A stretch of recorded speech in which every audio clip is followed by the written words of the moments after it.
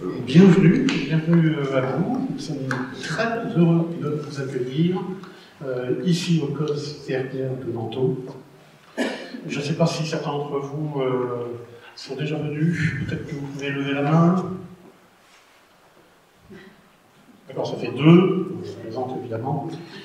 Nous allons vous exposer donc ici un thème qui est quelle est la plus-value de faire le parcours au COS. L'esprit n'est pas tant de faire une action commerciale, c'est pas notre truc, vous l'avez compris, nous sommes une fondation, donc nous sommes à but non lucratif. Nous agissons pour des publics en situation soit de fragilité ou en difficulté d'insertion professionnelle. Nous ne sommes pas un organisme de formation au sens commercial du terme. En revanche, l'ensemble des professionnels que vous allez voir là, il y a également donc, une personne qui a suivi un parcours chez nous, qui s'appelle Alexandre, qui est au terme de moi. Je vous le dis sans fausse modestie, nous sommes particulièrement fiers de notre job et vous le ressentirez dans les interventions qui vont avoir lieu, parce qu'on considère qu'on fait plutôt bien notre boulot. Et ça va évidemment transpirer dans l'ensemble des présentations que nous avons faites. On va essayer de faire quelque chose qui est de temps en temps un petit peu interactif, ce qui veut dire que si à un moment donné, vous souhaitez une précision, vous souhaitez apporter, ou même pourquoi pas donc, un témoignage, n'hésitez pas, on vous apportera le micro. Je vais faire l'introduction et ensuite donc, mes petits camarades vont intervenir. À chaque fois qu'ils ont un message un peu particulier donc, à faire, ça rendra les choses un petit peu plus interactives. Le COS CRPR, c'est d'abord la possibilité de faire un parcours complet. Lorsque l'on parle d'un parcours complet, c'est que nous démarrons par une phase de bilan qui est une phase de bilan intensive. L'idée est évidemment de mesurer quelles sont toutes les capacités mobilisables chez les personnes en situation de handicap. Nous sommes dans le domaine de l'insertion professionnelle. Donc, il va s'agir de faire ce bilan-là, mais avec à l'esprit l'idée d'une future insertion professionnelle.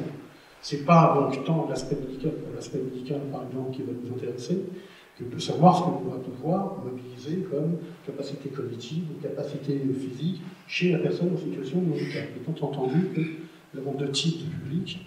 Des publics qui sont en situation de handicap depuis la naissance, c'est un premier public, et puis vous avez toutes les personnes, peut-être qu'il y en a-t-il d'ailleurs ici dans la salle, qui ont été à un moment donné donc, frappées par la vie et qui se sont trouvées en situation de handicap, qui par l'accident, qui par la maladie. Nous avons aussi une autre particularité, c'est que nous avons ici des gens que nous accompagnons aussi bien sur le champ du handicap physique, de la mobilité, que celui du handicap psychique, c'est-à-dire des difficultés d'ordre même parfois psychiatrique. Ça n'empêche pas, quoi qu'on en pense, de pouvoir s'insérer dans la vie professionnelle. C'est tout notre boulot, c'est toute l'expertise que nous apportons ici au COS CRPR. Qui dit une insertion professionnelle dit très souvent changer de métier. Vous l'avez dit, pour beaucoup de personnes, il y a une vie avant et puis une vie après. La vie après, ça veut très souvent dire de devoir changer de métier parce que celui que l'on exerçait, on ne peut plus l'exercer. Et aujourd'hui, vous savez, nous sommes dans un pays où tout est normé et tous les métiers sont normés. Il n'y a plus un métier aujourd'hui que l'on puisse exercer sans devoir passer qui une certification, qui un diplôme, une qualification X ou Y. On accompagne, c'est pour ça que je vous dis que c'est un accompagnement complet, on accompagne aussi des personnes sur ces parcours-là, avec un accompagnement qui est médical, qui est psychologique, qui est social. On va regarder quels sont tous les freins qui peuvent à un moment donné empêcher un parcours professionnel. Et on travaillera avec tous les bénéficiaires à lever tous les freins, quel que soit donc, l'ordre de ces difficultés. Un dispositif, donc une insertion emploi accompagnée, c'est un dispositif d'État, un décret qui existe pour ça. Ça veut dire que notre accompagnement peut se faire également donc, sur des formations qui ne se déroulent pas chez nous. Je vous donne un exemple. Vous suivez une formation, je dis n'importe quoi au Greta. Si vous avez besoin d'avoir un accompagnement parce que psychologiquement, parce que socialement il y a des difficultés, eh bien sachez qu'il existe des dispositifs sur lesquels on peut continuer à vous accompagner, bien que vous soyez ce qu'on appelle dans notre jargon hors de nous, c'est-à-dire physiquement chez vous. Nous sommes chefs de file d'ailleurs sur la Seine-et-Marne pour ce type de dispositif. Et c'est vous dire de confiance que nous accorde la MDPH, puisque c'est sur notification.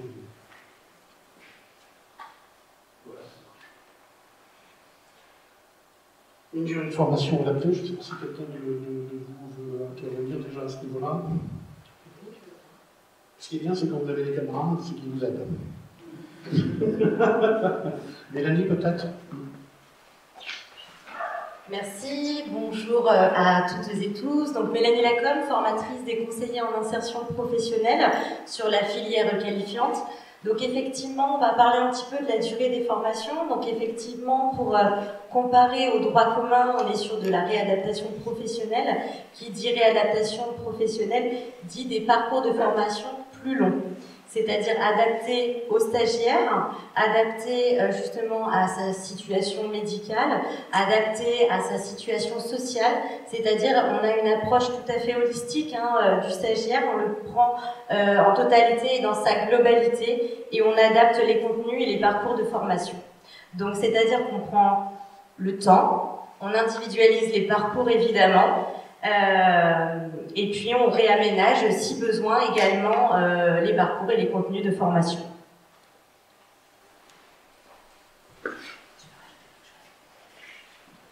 Oui, ce qu'on peut ajouter, c'est que nous avons des publics qui parfois n'ont pas travaillé depuis 2, 3, 10 ans, 15 ans.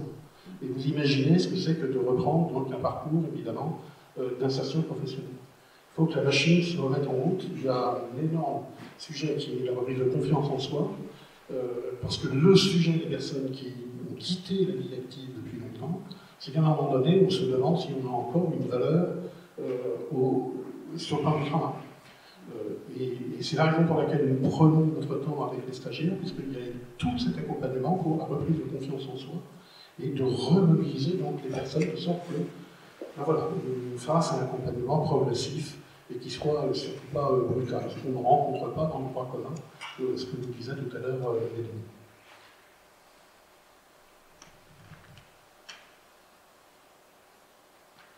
Alors ça passe par un premier module, on l'appelle chez nous en fait la semaine d'intégration. Ça permet donc de prendre connaissance avec le site. Vous avez vu, le site est quand même assez grand, il y a beaucoup de services. Je ne vais pas m'étaler tout de suite l'ensemble des services auxquels les bénéficiaires peuvent prétendre, mais cette phase d'intégration, on va dire que c'est une phase d'implémentation. Vous savez, il n'y a rien de plus qui fait du bien de voir qu'on n'est pas seul et qu'il y a d'autres personnes qui sont dans la même situation que vous. Rien que cet effet-là, c'est déjà le début en fait, du parcours de formation. Parce qu'une des caractéristiques que l'on rencontre chez le public, c'est ce sentiment de solitude quand ils n'ont pas encore rencontré la structure pour les accompagner.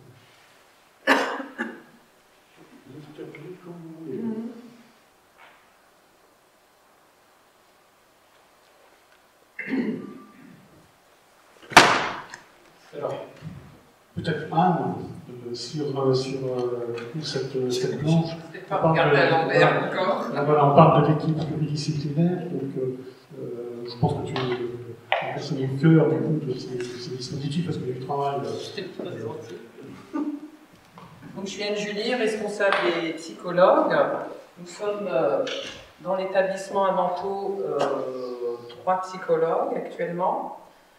Donc, on accompagne les personnes sur les différents dispositifs depuis l'entrée en bilan diagnostique, ce que mon collègue appelle la phase intégration, et on peut être amené à suivre le stagiaire, enfin, parce qu'on appelle les personnes des stagiaires ici.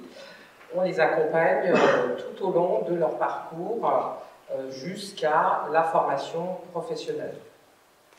Donc, il y a une première étape qui concerne l'évaluation, l'orientation et la mise à niveau, donc, ce qui permet de définir un projet professionnel ou un projet de vie, parce que quelquefois, le projet professionnel n'aboutit pas forcément par rapport aux caractéristiques du public. Donc, le psychologue intervient, avec l'équipe pluridisciplinaire, on travaille vraiment en étroite collaboration. C'est un peu la spécificité quand même de l'accompagnement au sein du COS, que vous ne retrouverez pas forcément dans d'autres structures. Et c'est l'intérêt du CRPF. Donc, comme disait Bruno, l'idée, c'est vraiment d'accompagner la personne par rapport à ses caractéristiques, sa personnalité, ses freins, son état psychique, hein, parce que on accueille notamment un public qui a des troubles psychiques. Et l'objectif, c'est d'aider ces personnes à trouver une voie professionnelle, de les accompagner. Et donc, on les accompagne à plusieurs niveaux, en fait. Donc, on fait à la fois de l'évaluation pure, hein, passation de tests psychotechniques, pour voir les compétences cognitives par rapport au public, par rapport à chaque personne. On adapte les outils, bien sûr, aux différentes personnes. Ensuite, on travaille l'orientation avec ces personnes, en tenant compte à la fois des souhaits des personnes, puisqu'on part toujours de la demande du stagiaire, et on essaye de construire avec cette personne un projet réaliste et cohérent, à la fois par rapport à ses attentes, hein, parce que ça j'insiste beaucoup, mais aussi par rapport à la réalité de leur situation, de leur problématique. Donc tout le travail, c'est, je dirais presque une négociation. Et monsieur Alexandre pourra en témoigner, puisque je l'ai accompagné à plusieurs reprises durant son parcours ici. Voilà, donc, et on travaille en collaboration avec les formateurs pour essayer de trouver un compromis entre les exigences des formateurs, par exemple, hein, qui visent l'insertion professionnelle avec des contenus théoriques, et là Mélanie pourra en témoigner aussi, mais c'est pas toujours évident de faire comprendre aux personnes qu'ils ont des limitations, qu'on ne peut pas forcément faire ce qu'on a envie. Et tout le travail, en tout cas notre travail, hein, à tous ici, c'est d'arriver comment je pourrais dire, à trouver un compromis pour que la personne puisse s'épanouir, parce que l'objectif c'est ça, hein, c'est que la personne puisse trouver sa place dans la société, tout en tenant compte à la fois de ses atouts. On travaille beaucoup sur les atouts de la personne, mais aussi de ses freins, parce que les freins, il y en a, c'est une réalité. Enfin, je pense qu'il y a peut-être des stagiaires ou des futurs stagiaires dans le groupe ici, présent. Et tout ce travail-là, c'est vraiment un travail négocié ensemble. Alors, on n'est quelquefois pas d'accord. Oui, enfin, je pense que tout le monde va en témoigner.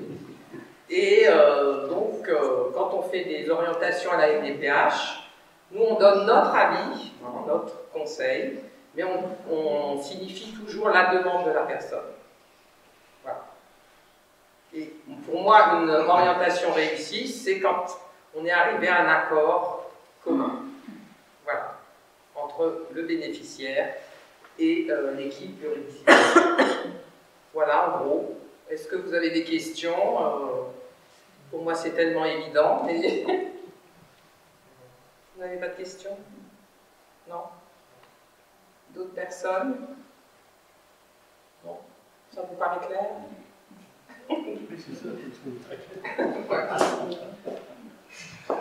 Alors j'ajoute une chose, c'est que nous avons des professionnels du COS, on ne va pas refaire la liste, hein, vous l'avez ici, mais nous appuyons également sur un réseau de partenaires, sur l'ensemble aussi des champs. Je vais vous présenter donc, Jennifer qui accompagne les cadres dirigeants, donc à plusieurs moments de leur vie, parce que un cadre dirigeant, ça a besoin de temps en temps d'être coaché, ça paraît donc extrêmement surprenant. Mais ça vous montre un petit peu le niveau d'exigence que l'on met dans l'accompagnement de nos stagiaires, puisque ce que va pouvoir apporter donc, Jennifer, c'est le regard de l'entreprise, c'est le regard du dirigeant. C'est bien de dire qu'on va être dans l'insertion professionnelle, mais ça veut dire intégrer une entreprise, ou créer la sienne, ça peut être le cas. Et intégrer donc une entreprise, ça veut dire répondre aux exigences de l'entreprise. Mais peut-être que Jennifer peut nous dire un petit mot là-dessus, sur cette connaissance de l'entreprise, mais de l'autre côté, on va dire, du décor, parce que ça fait partie, là aussi, de l'accompagnement que l'on apporte. Je fais comme ça, je lève en caméra, c'est briga. Donc bonjour à tous et à toutes et tous. Donc du coup, moi je suis chef d'entreprise, je suis consultante, formatrice indépendante et j'interviens dans tout ce qui est en conseil en management, en stratégie et en conduite du changement.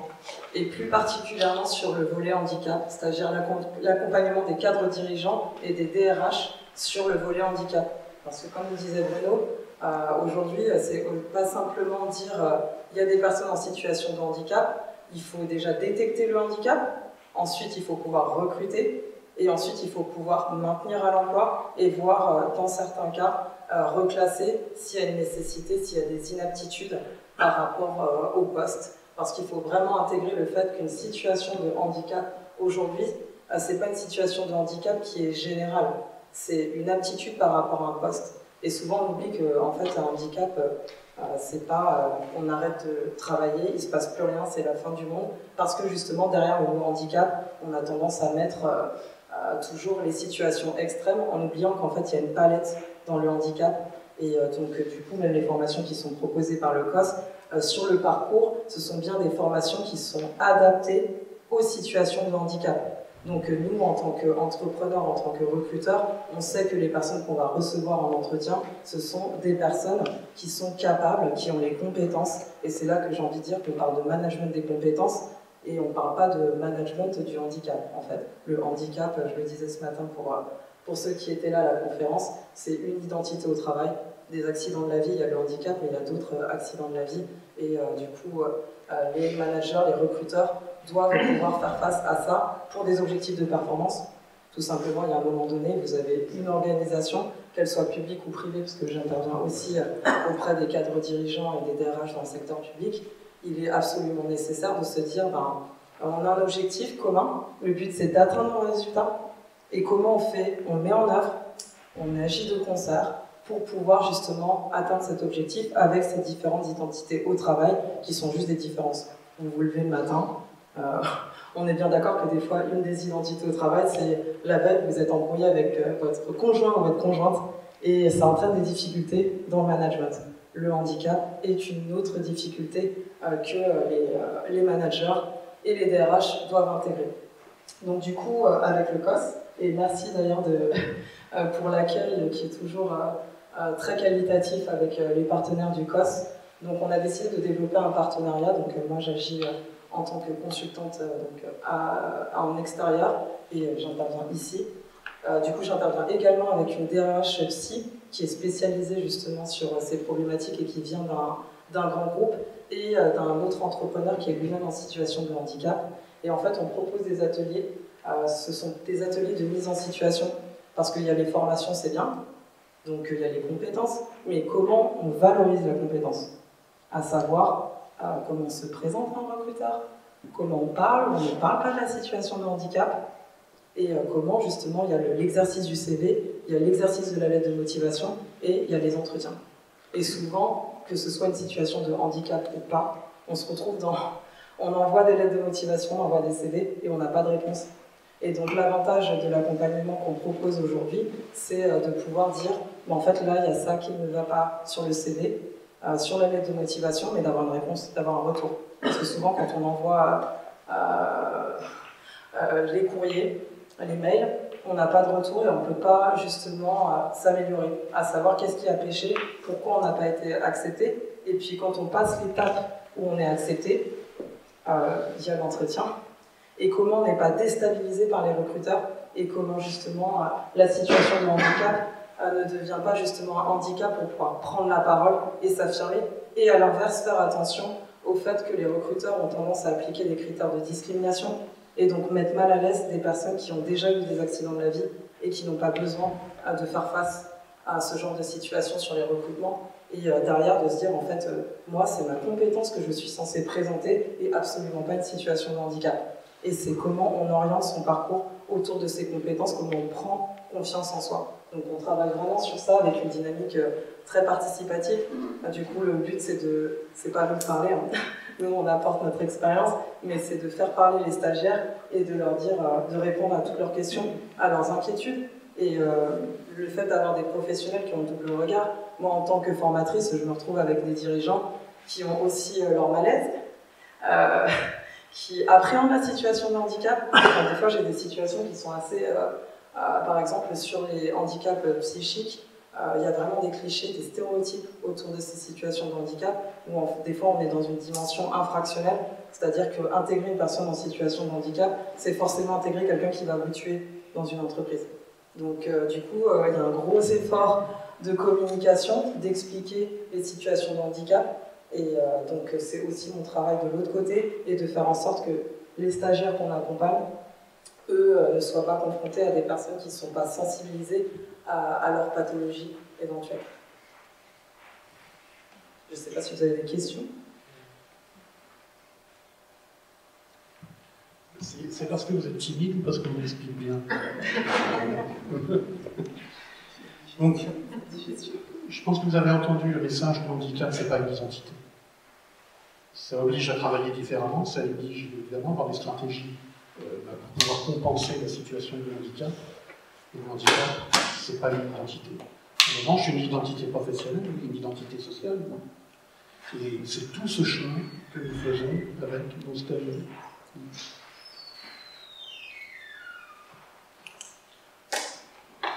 Le bénéficiaire acteur de son parcours. Vous êtes ici dans le monde de la liberté. Évidemment, nous, ce que l'on veut travailler avec vous, ce sont des ambitions que vous pouvez proposer. On vous dira ce qui relève du champ du possible, on vous dira ce qui relève de voies qui ne sont pas forcément adaptées à vous, mais ce n'est pas nous qui faisons le choix pour vous. Tout ce que l'on peut faire, c'est vous apporter donc un éclairage, et cet éclairage, à partir du bilan que vous faites, et on va partager, mais vous êtes complètement acteur de vos choix. Être acteur, ça veut dire être en responsabilité sur le résultat. C'est-à-dire que si quelqu'un veut s'engager sur une voie sur laquelle nous émettons des doutes, tout à l'heure, Anne nous l'a expliqué, on a de longues périodes de négociation, mais il n'en demeure pas moins que le maître d'œuvre, c'est-à-dire celui qui a la décision, c'est bien le stagiaire. C'est d'une certaine manière une énorme responsabilité. Puisque, une fois que vous nous avez exprimé donc, le choix, on ne sera pas forcément d'accord avec vous, Anne l'a dit à plusieurs reprises, mais ok, si c'est votre choix et que ça rentre évidemment dans l'ensemble des formations qu'on peut dispenser ici, eh bien on vous accompagnera. Et puis évidemment, comme on est avec une équipe pluridisciplinaire, on fera des points très très réguliers. Il arrive qu'il y ait des changements d'orientation. Malheureusement, parfois, il faut la preuve par l'exemple. C'est comme ça la vie. Mais comme on est sur du temps long, Mélanie nous l'a dit, ça permet parfois de remettre les compteurs à zéro et puis de retracer une voie qui est peut-être plus adaptée à celle que le stagiaire ou les suivants dont il est pas. Il y a un énorme travail que fait Anne avec ses équipes, qui est le deuil du métier d'avant. C'est-à-dire que parfois, on se dit, je vais recommencer une vie nouvelle et on fixe des ambitions qui sont peut-être un petit peu trop hautes et qui correspondent parfois à la vie qu'on a eue avant. Ça fait partie aussi de notre job, qui est d'accompagner nos bénéficiaires sur le deuil de la situation d'avant. Vous avez des gens qui ont des parcours très réussis, l'accident de la vie est arrivé. Il faut se projeter sur une autre dimension, sur d'autres métiers, et ça fait partie aussi de notre travail de pouvoir vous aider à passer ce cap-là qui peut être parfois assez long chez un certain nombre de bénéficiaires.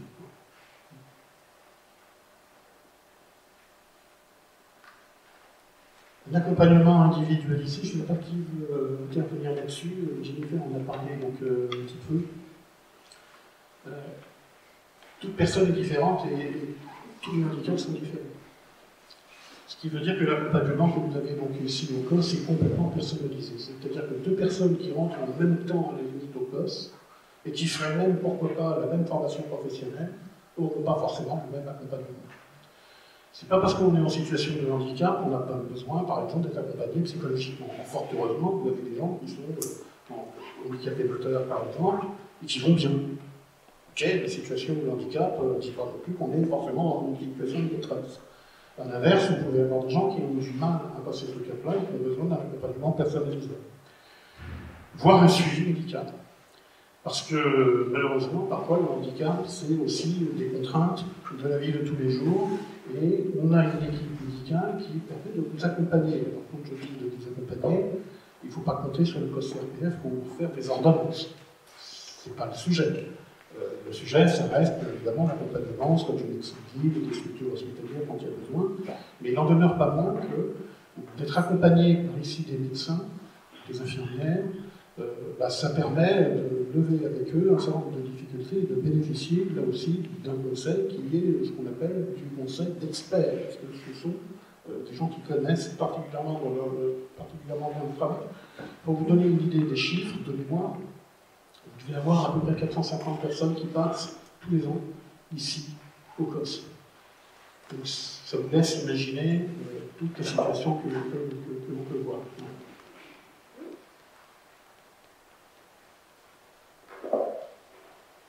Alors, ça vaut de l'or quand même. C'est l'ensemble des infrastructures qui sont à votre disposition pendant votre séjour au COS. Quand on parle de ces équipements-là, il y a des parcours qui ici peuvent durer parfois jusqu'à 24 mois. Pour ceux qui font du qualifiant chez nous, entre le moment où vous rentrez au COS en disant le moment où vous rentrez dans l'entreprise, il peut s'écouler 24 mois. Et avec une possibilité d'hébergement pour les personnes soit qui viennent de province, soit qui rencontreraient des soucis de mobilité.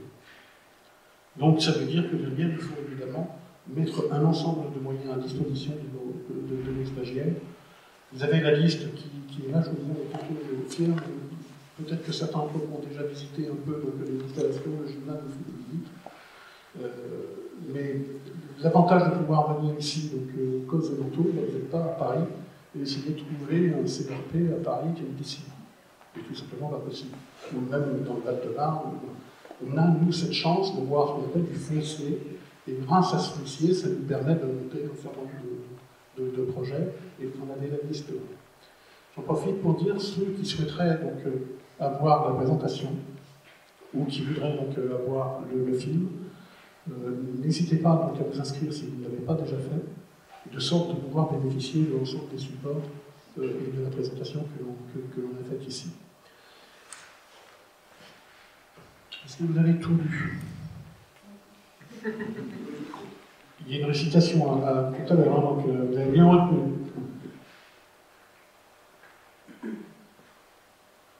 Viser la réussite. Alors, ce sont des chiffres. Les chiffres, c'est toujours un peu brutal. Mais lorsque nous avons donc des bénéficiaires qui arrivent au COS, parfois certains sont dans un état de détresse et sont même parfois complètement perdus. Parce que le handicap est arrivé, parce que la vie n'a pas toujours été facile, et beaucoup de ces personnes-là ont les pires difficultés à se projeter. Il n'y a rien de plus difficile pour une personne qui, à un moment donné, se retrouve seule sans accompagnement que d'essayer seulement de s'imaginer le mieux. Et les chiffres que l'on voyait là, je disais qu'on est plutôt heureux de ce que l'on fait et plutôt fiers. Ces chiffres sont à mettre en rapport avec l'ensemble des difficultés de la vie des personnes qui sont passées dans le monde. Donc, ce n'est pas tant le chiffre pour le chiffre. Derrière ces chiffres-là, il y a toujours un parcours de vie. Et comme je vous disais en introduction, que nous sommes particulièrement fiers du boulot que nous faisons, voilà, c'est cette restitution que vous vous donnez ici.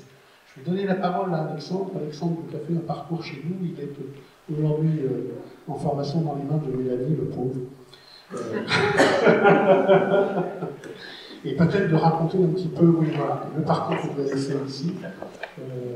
Comme ça va illustrer un petit peu le petit accompagnement. Bonjour à tous. Excusez-moi, je n'ai pas l'habitude du micro. Donc moi je suis Alexandre Dubois, je suis actuellement en formation professionnelle de conseiller en insertion professionnelle auprès de Madame Lacombe. Et j'ai effectivement suivi tout un parcours de préorientation avant d'arriver dans cette formation qualifiante. Donc je vais essayer de faire bref pour vous expliquer mon parcours. À l'origine, j'ai fait des études d'histoire et de chinois et je préparais l'agrégation d'histoire et à l'âge de 23 ans, une pathologie est survenue et a stoppé net mes études. Et ça a nécessité 7 ans de soins et de différentes hospitalisations avant d'être en mesure à nouveau de reprendre une activité. Je bénéficiais déjà d'une RQTH, mais à l'époque je ne connaissais pas les CRPF.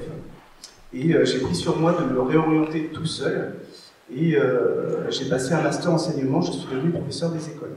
Donc c'est un métier qui me plaisait beaucoup, mais je n'avais pas trop réfléchi à l'avance, on va dire, à mes limitations médicales, et puis on va dire mes besoins, mes attentes, ma fatigabilité par rapport à ce métier. Et finalement, il a fallu que je me résolve à, on va dire, à m'arrêter à nouveau, ce qui a nécessité 4 ans d'interruption de travail. J'ai finalement quitté l'éducation nationale et c'est en rencontrant un conseiller Cap Emploi lorsque j'étais à Orléans qu'on m'a parlé donc, de la possibilité d'élaborer un projet professionnel dans un CRPF. Alors on m'a proposé plusieurs CRPF, mais j'ai volontairement choisi le COS de Nanto parce que c'était le seul CRPF qu'on m'a proposé avec un parcours spécialisé. Alors je m'explique, sans entrer dans les détails, j'ai un handicap psychique. Et le COS CRPF proposait une section spécialisée qui est en refonte actuellement, au niveau de la préorientation. Et donc j'ai intégré d'abord ce qu'ils appellent le bilan de pôle de diagnostic spécialisé, donc réservé pour les handicapés psychiques. Et l'histoire, c'est une sorte de SAS avant on va dire, de déterminer le parcours de préorientation le plus adapté possible. Pour être tout à fait honnête, moi, quand je suis rentré, j'étais très sceptique parce que j'avais peur d'arriver dans un établissement de soins. J'étais très stressé et puis je craignais, on va dire, d'être victime, on va dire, des stéréotypes liés au handicap psy et on va dire aux idées préconçues concernant les limitations pour les personnes en situation de ce genre d'handicap. Finalement, j'ai été très vite rassuré parce que justement dans cette section spécialisée, j'ai eu affaire à des formateurs qui étaient sensibilisés à la question, qui ont établi, on va dire, une relation de confiance avec chacun d'entre nous. Et finalement, c'est grâce à cette relation de confiance que ça a pu, on va dire, déterminer un parcours qui était adapté à ma situation. Alors, je m'explique. Au départ, il était prévu, moi, après le bilan diagnostic, que je rejoigne le pôle projet spécialisé où on allait vraiment élaborer le projet professionnel. Avant ça, ma formatrice a décelé, on va dire, un stress important. Et lors d'un entretien, il était question, on va dire, de creuser un petit peu plus sur ma situation personnelle. Et il est vrai qu'à l'époque, j'avais une situation personnelle qui était très compliquée. J'étais dans un contexte de séparation, de problèmes de logement, enfin voilà, beaucoup de choses qui génèrent du stress et on va dire qui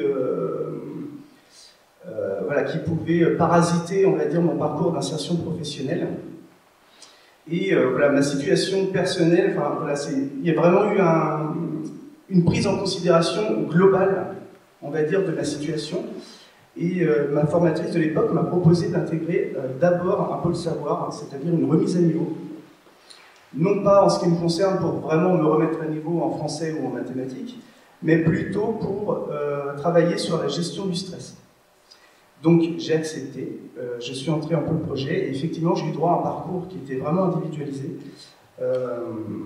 où par exemple on m'a proposé des séances de sport en plus, on m'a proposé également de travailler de mon côté, de travailler, on va dire, un peu en amont sans déborder sur le pôle projet, mais en tout cas commencer déjà à réfléchir à mon orientation professionnelle. On m'a proposé aussi de participer à la mise en place d'un projet théâtre pour la Semaine européenne de l'emploi des personnes handicapées de 2022. Donc voilà, j'ai participé à des projets culturels.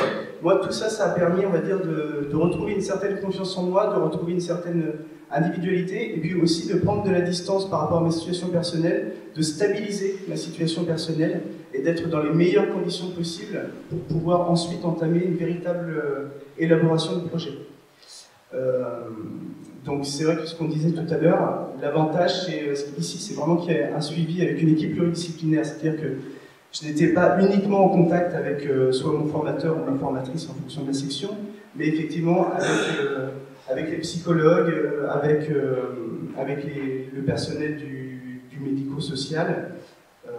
Voilà, c'était un accompagnement qui était, on va dire, très généralisé sur beaucoup de points qui ont, mine de rien, chacun leur importance. Donc ensuite, je me suis orienté, moi j'avais déjà une appétence pour tout ce qui était social et relations humaines. J'ai intégré du coup le pôle projet spécialisé, qui s'est très très bien passé, donc, où j'étais dans de meilleures conditions, parce qu'en fait, pour vous dire, quand je suis arrivé, on nous a fait passer un questionnaire sur nos besoins et nos attentes. Et en fait, le questionnaire était, on va dire, un peu tronqué au niveau de mes résultats, parce qu'en fait, par rapport aux priorités que j'attendais d'un travail, en fait, tous les items avaient le même score. Donc forcément, ça n'allait pas beaucoup m'aider sur mes attentes. Et en fait, en retravaillant à nouveau avec l'équipe pluridisciplinaire, avec les psychologues, etc., ça m'a permis aussi de refaire le point, et puis aussi de considérer ma situation personnelle qui avait changé, et qui du coup impactait sur mes attentes, qui avaient forcément évolué par rapport à ma situation d'avant et ma situation actuelle. Une fois que les choses étaient au clair, j'ai pu refaire le test, j'ai pu retravailler sur mon élaboration du projet, et partir, on va dire, sur des bases plus solides, et puis, on va dire, en tout cas, plus claires dans mon esprit. Voilà, donc ensuite en pôle projet, on a fait des enquêtes métiers, je me suis orienté, on va dire, vers conseiller en insertion professionnelle ou formateur, parce que ça me rappelait aussi mon métier de prof des écoles. Et voilà, lors d'un stage, ça m'a paru déjà plus concret, le stage s'est bien passé. Je me suis positionné sur la formation qualifiante de conseiller en insertion professionnelle, que j'ai intégrée fin avril de cette année. Et écoutez, jusqu'ici, tout se passe bien. J'ai pu faire un premier stage à la mission locale de Nemours auprès de CEDAL, qui s'est très très bien passé. Et puis écoutez, pour l'instant, moi, je me sens sur des rails, ça se passe bien, j'ai été bien accompagné, et je crois que j'ai fait à peu près tout.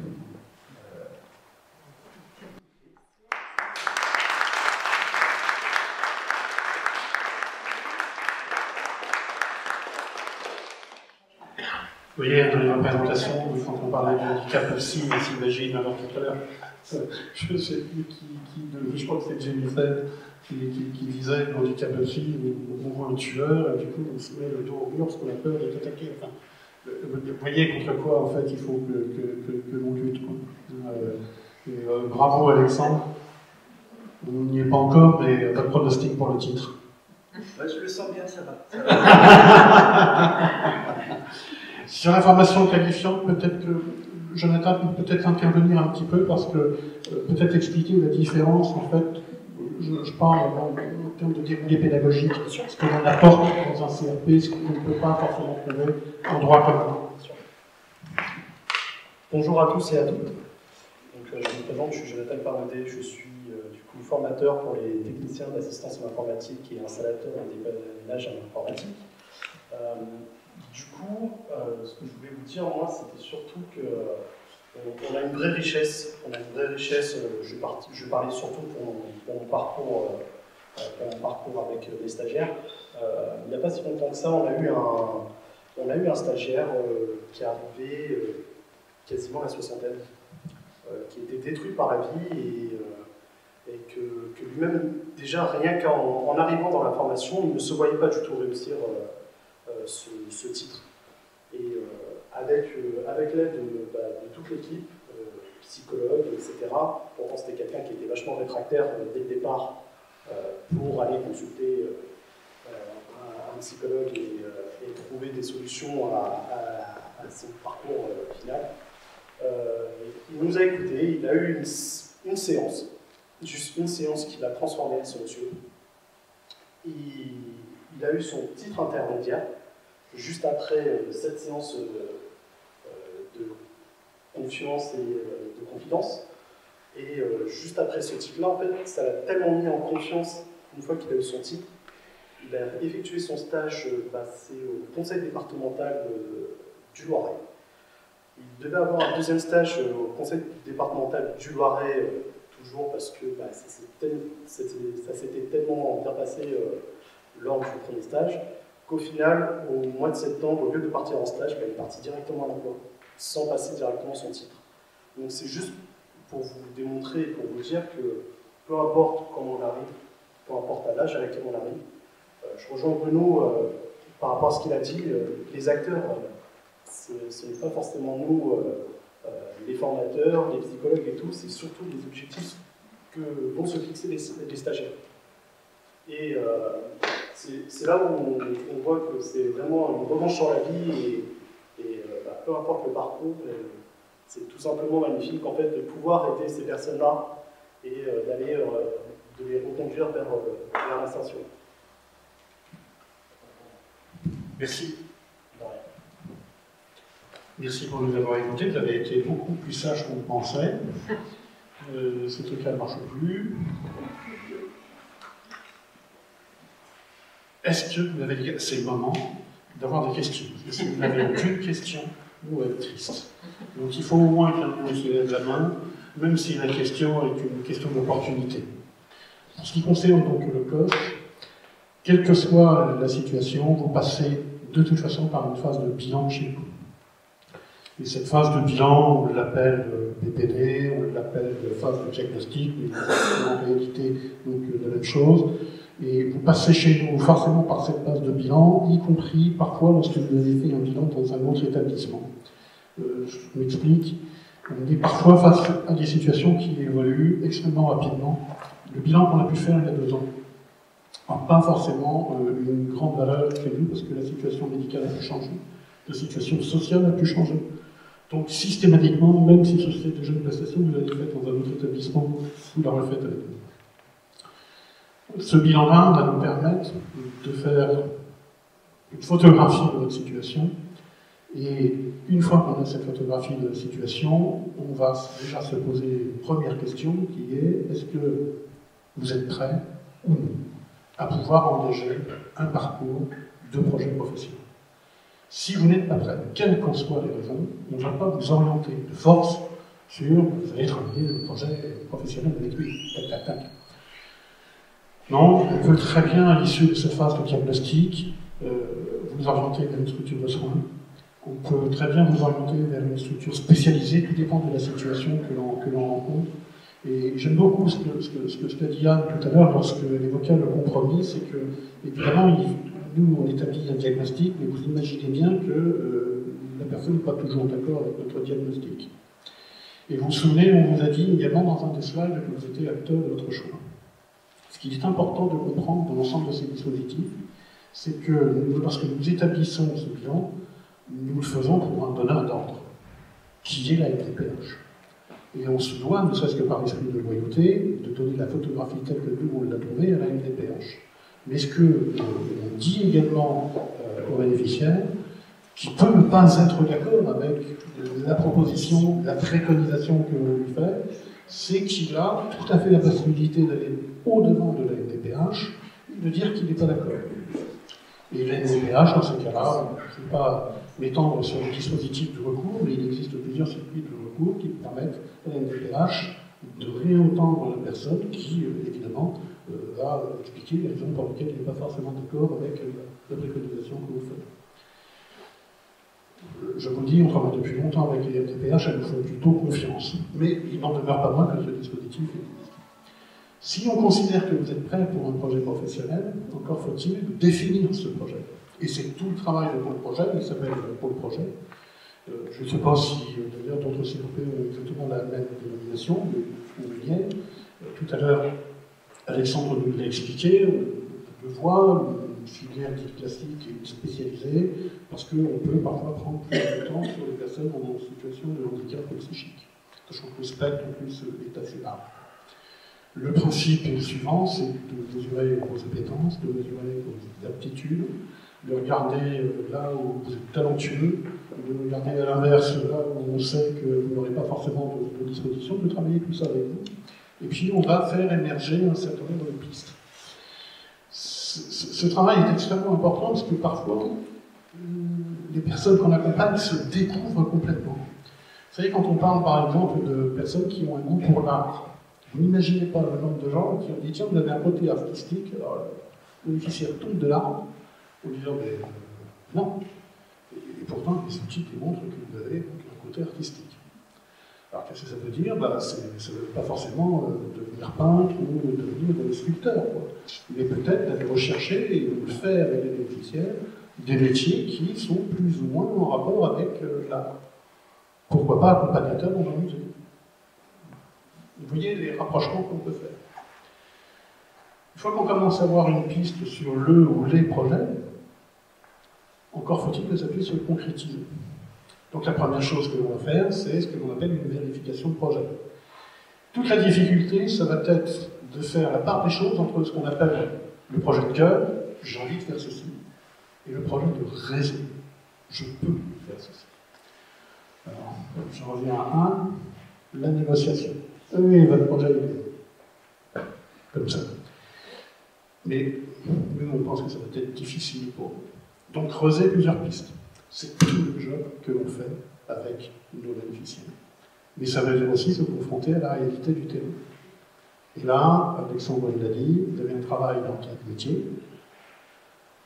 Vous voulez être peintre en bâtiment, on pense qu'avec votre situation physique, ça va être compliqué. Et si vous voulez vous rendre compte de ce que c'est que d'être peintre en bâtiment avec votre difficulté physique, eh bien, ok, on va vous aider, on va vous accompagner pour trouver une entreprise. Et vous verrez par vous-même, et on vous tirera de conclusion. Et c'est tout ça que j'adore évidemment. Ça prend du temps, c'est pour ça que tout à l'heure, je vous disais, c'est un accompagnement long. Parce que parfois, il faut la démonstration par preuve que cette orientation-là n'est pas pertinente, il n'y a rien à faire, vous avez des gens comme cette là. Donc je ne l'ai pas vu, je ne vous crois pas. Une fois qu'on est arrivé à cette phase de vérification du projet, une fois qu'on a un consensus sur le projet, bah évidemment, après il faut le construire. Ça veut dire trouver des organismes de formation, ça veut dire parfois trouver des financements, ça veut dire parfois mettre en place un certain nombre de prérequis.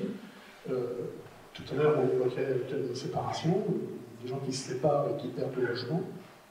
La formation est à Montpellier, ben, il va bien falloir trouver des solutions pour pouvoir intégrer l'organisme de formation qui est à Montpellier, surtout s'il n'a pas vu de solution directement envoyée.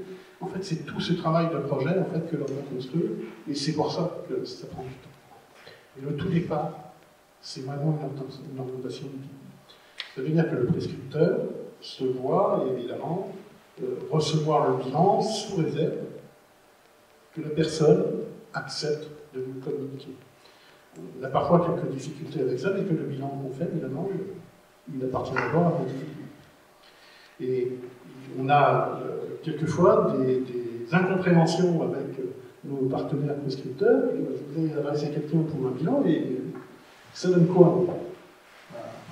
Oui, c'est au bénéficiaire du bilan de vous dire ce que ça a donné. Vous avez le droit de le communiquer. Donc voilà un petit peu comment les choses se passent. Mais en revanche, le prescripteur veut toujours le résultat. Je ne sais pas si ça a répondu à votre question. Oui, bah, comme bilan pour le diagnostic, je connais ça un petit peu, mais le bilan pour le projet, c'est sur combien de temps en fait Alors, en gros, il dure entre 8 et 12 semaines en fonction des situations. Il faut compter 3 mois. Donc, parfois, ça va plus vite, et puis parfois, ça peut être plus long. C'est typiquement le cas quand on n'est pas en consensus avec notre bénéficiaire sur le projet professionnel. Et puis, on est parfois amené à demander à la MDPH pour des personnes qui vraiment se sont engagées dans une voie qui n'était pas la leur, parfois refaire un projet professionnel. J'ai eu un cas il y a encore pas de temps. Donc, ça nous nécessite de contacter la MDPH, parce qu'il faut une question de renouvellement de droit. Mais encore une fois, j'ai eu un cas il n'y a pas longtemps d'une personne qui avait fait son projet, donc elle l'a fait pendant 8 semaines.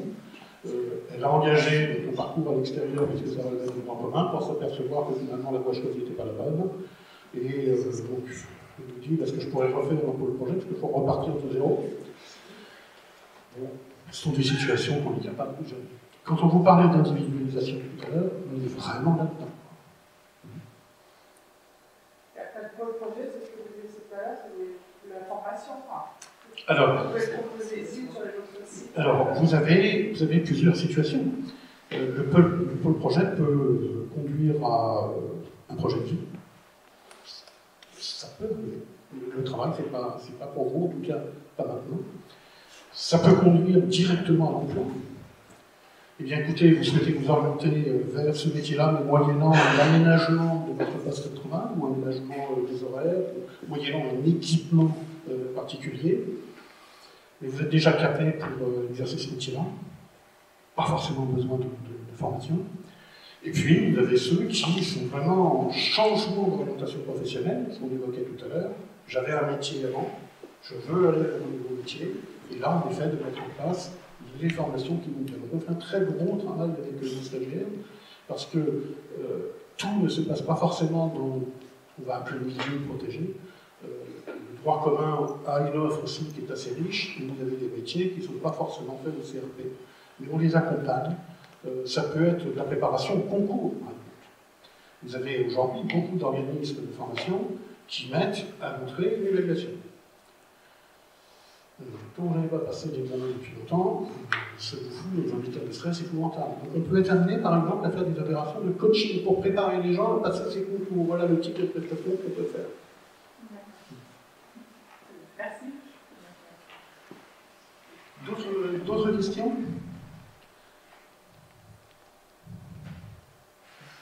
Est-ce que quelqu'un veut ajouter quelque chose? Jennifer. Moi, je tiens à vous dire une chose importante, c'est que là, vous avez eu le commentaire et les explications d'Alexandre en tant que professionnel. Il n'a pas présenté une situation de handicap, mais il a vraiment présenté ses compétences. Et aujourd'hui, vous voyez que l'accompagnement du COS est qualitatif, c'est-à-dire qu'il y a un vrai suivi. Et je pense que ce qui manque derrière, c'est les structures d'accueil. C'est-à-dire qu'il y a des stagiaires qui ont des CV, des lettres de motivation à présenter et qui ont été justement accompagnés pour le faire. Et ce qui manque aujourd'hui, c'est les structures qui reçoivent. Et du coup, je compte sur vous de communiquer et de vous rapprocher du COS pour faire connaître les actions et surtout faire connaître à ces stagiaires qui sont aujourd'hui en demande et qui ne veulent pas s'arrêter au COS. Parce que le travail, c'est du lien social. Et tout le monde on oublie souvent que voilà, le travail, c'est pas de la souffrance. C'est pour des personnes en situation de handicap, après 8 années de solitude, il y a une envie de travailler. Et une envie d'avoir un lien social via le travail.